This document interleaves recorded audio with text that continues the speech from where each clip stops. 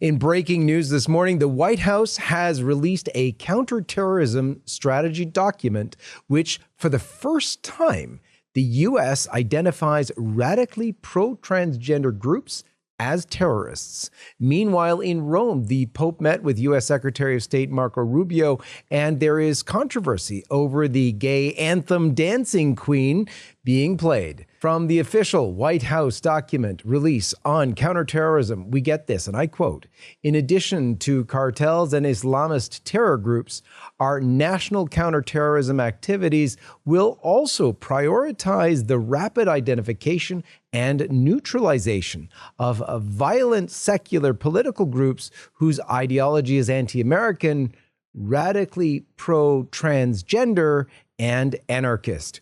We will use all the tools constitutionally available to us to map them at home, identify their membership, map their ties to international organizations like Antifa, and use law enforcement tools to cripple them operationally before they can maim or kill the innocent. We will do the same with the state sponsors of such groups and those governments undertaking lethal plots on U.S. soil or against Americans anywhere," end quote.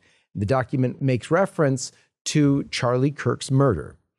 And just before I read you the official statement from the Vatican on the Pope's visit with Rubio, you should note that the tensions over the public back and forth between President Trump and the American Pope Leo and his democratic push against the death penalty, against any kind of immigration limitation, and any kind of war, all just coming out before the U.S. midterm elections, was surely on the minds of both men. But here is the official statement from the Vatican, and I quote, "In the course of the cordial discussions that the American Secretary of State Marco Rubio held this morning at the Vatican, first with His Holiness Pope Leo XIV and subsequently with His Eminence Cardinal Pietro Parolin and His Excellency Monsignor Paul R. Gallagher, the shared commitment to cultivating good bilateral relations and between the Holy See and the United States of America was renewed.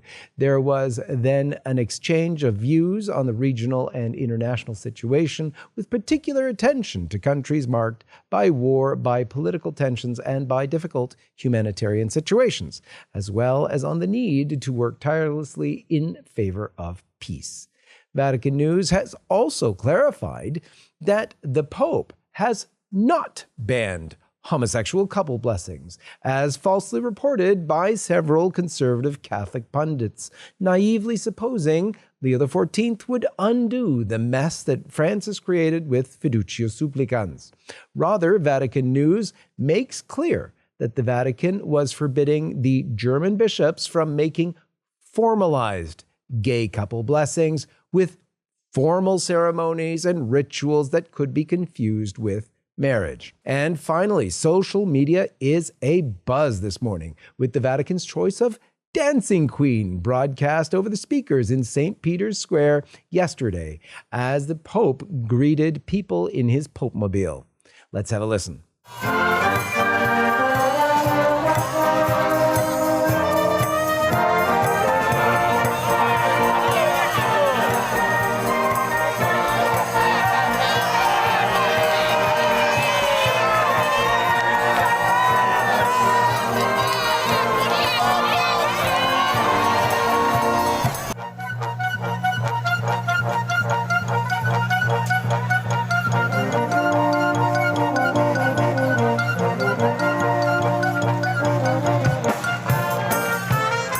So in that sacred space where the first Pope, St. Peter, was crucified upside down, some say that there should be a reverent dignity befitting the Church. Raymond Arroyo, who has covered the Vatican for decades and is a music aficionado himself, was not impressed. He comments on his Twitter, and I quote, "Is Dancing Queen an appropriate song for a general papal audience? Thoughts? Lord, help me to hold my tongue." Those are only some of the many stories that we're covering today at LifeSiteNews.com. Head over there right now and see our full coverage and much more. For LifeSite News and Sign of the Cross Media, I'm John Henry Weston, and may God bless you.